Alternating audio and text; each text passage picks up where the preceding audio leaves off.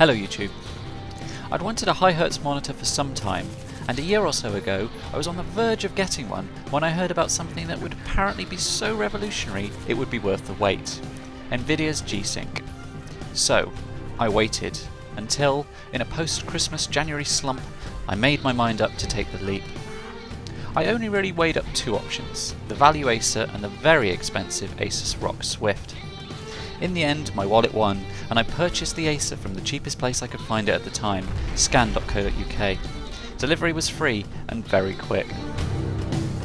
So, I tore out my old 60Hz 27-inch TN panel and installed the new Acer.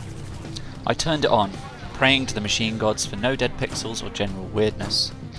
I had no dead pixels, but it was apparent that colour-wise it wasn't great. This was something I had expected, as colour fidelity and high hertz don't really go hand in hand. After about 10 minutes or so of fiddling, I got the colours to somewhere near usable and decided to jump into a game of BF4 to check out the silky smoothness of 144Hz. The loading screen was where I first noticed thin grey horizontal lines throughout the monitor. They weren't that noticeable, but still not something you want.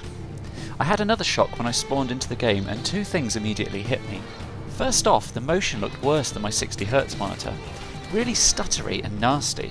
And secondly, every time I looked around, any bright object had a weird dark purple shadow behind it. First, I checked that BF4 was set to 144Hz. It was.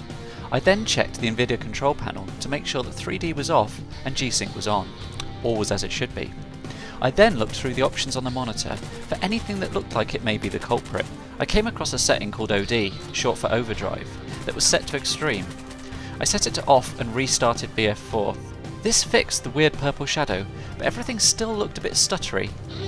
I played on for about 2 hours, vaguely disappointed by my new purchase. And then, as if by magic, it seemed to start working perfectly.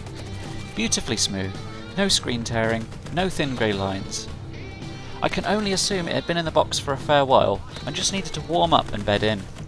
The final piece of the puzzle came when I attempted to download drivers for it. Instead of drivers in the downloaded drivers folder, there was an ICC monitor profile. I'll post a link to it below. It took me a minute or two to get it installed, but once I did, I got a noticeable improvement to the colours. I then made one more round of tweaking to get the settings, until I had it as good as it was going to get. I'll put them up on screen so you can try them out yourself. I saw major improvements in BF4, with the 144Hz working its buttery magic, but I was also pleasantly surprised when I fired up Arma 3. Like most other people, my Arma 3 multiplayer runs very badly. I can get anywhere between 3 to 50 frames, averaging around 25. Now before G-Sync, Arma 3 could be seriously hard work, with its choppy frames combined with low hertz. G-Sync really helps to smooth out the low frame rates and makes the whole experience a lot nicer. So, to sum up, after some worrying moments and a fair amount of fiddling, the monitor turned out to be really good value for money. Sure, you're never going to get really great colours out of a TN panel, and it's only 1080p, but for the money, the benefits of G-Sync and 144Hz really are worth it if you play games with a lot of motion like FPSs. I hope you found the review helpful and entertaining.